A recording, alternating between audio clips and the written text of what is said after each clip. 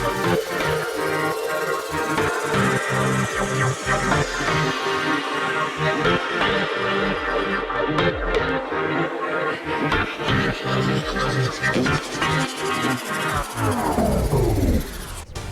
this is Simon here at South OC Cars and Coffee. I'm with Dwight, who has a car of the week that I had so many people say to me, hey Simon, you got to go check this thing out, this is a car of the week, and they were right. What is it, Dwight? It's a 1957 Chevy. Yeah, a little bit of work done to it as well. Hey, check this thing out. Dwight, this is a standout car at the show, 57 Chevy, one of the classic Tri-Fis. How long have you owned it? I've owned it since 2006. And did you do all of this work to it yourself, or did you buy it like this? No, I had it done. Yeah, that's a smart move. It's Yeah. big job. Yeah. Big job. Cars like this can tend to sit in the garage for, what, 30 years before you finally get around to doing it. Absolutely. So it's really cool. It's a black. It's got those amazing red flames on the side. Who did all the work for you? Well, several companies did it, but Asen Automotive in Whittier actually did the paint and body on it. Yeah, it's really clean. Got rid of those door handles on the side, I see. Paddle shifter, we're going to talk more about that in a moment, why there's a paddle shifter on a classic old car.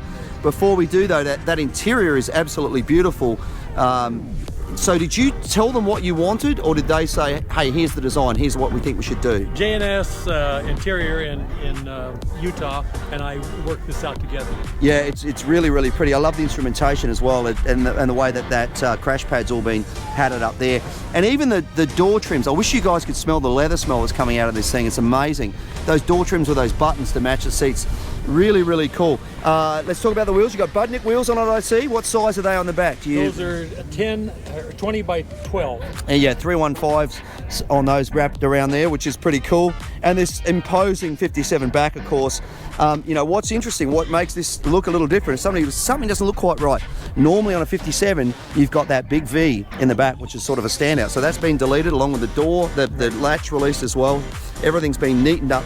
Super clean on this thing, which looks amazing. The lines on it are terrific.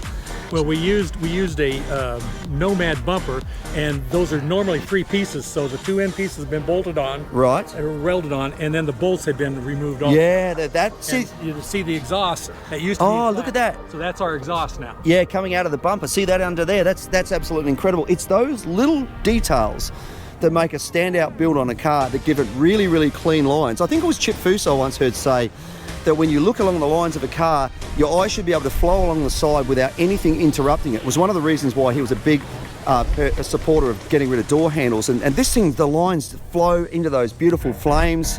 Absolutely amazing. Well, mate, let's have a look under the hood, because there's a little bit of magic going under there as well. Yeah. So we don't lift the hood on this thing, tilt front end. Big engineering job, right? Yes, it was. And once again, same guys obviously figured out a way of doing that. But I mean, this is the big bit of work there. But what I want to talk about is what's there under the hood. This is not a small block, it's not a big block. This is a LS7 running a Kenny Bell supercharger, yeah? Yes. That's a reliable but big horsepower power plant. It runs about 750 horses on pump gas and will run up to 850 if we overdrive the blower on racing gas. Yeah, absolutely. So you get in there, you turn the key. It still sounds tough. Yep. It's still got a great V8 sound to it, but it's something you can get in there and drive every day without worrying about the thing breaking down or overheating or all of those sort of things that can happen with an older motor. Does the LS7 have forged internals, or is it as it is? No, it's all forged internals and custom parts. Yeah. I mean, if you're going to run boosts on an LS7, you kind of got to do that. They're renowned for breaking things when you put a blower on them. And one thing we didn't talk about before is let's talk about that roof line. This has been chopped. How much did you say? 1.5 inches. Yeah, now let's talk about chopping a roof. Now, a lot of people think all you got to do is you cut the pillars down here and you cut the pillars on the back, you can chop the roof. That is so far from the truth that it's not funny. Yeah. The reality is when you chop the roof, you think about it. The further you come down, the bigger the roof has to become to compensate for the angle of the windscreen and the back window.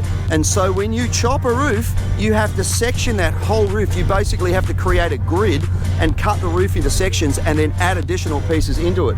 So it's a massive job, isn't it? Yes, and it added about 3.5 inches to the length of the hood. Yeah, and what blows me away, so 3.5 inches, but what blows me away is that you wouldn't, the reason I didn't pick it first, it was a chopped roof, because it was done so darn good. I mean, it's such a great job, and that's one of the things that's given it, as you said, these flowing lines, is to get the roof down lower, just to make it feel, you know, a little bit sort of compact in the design.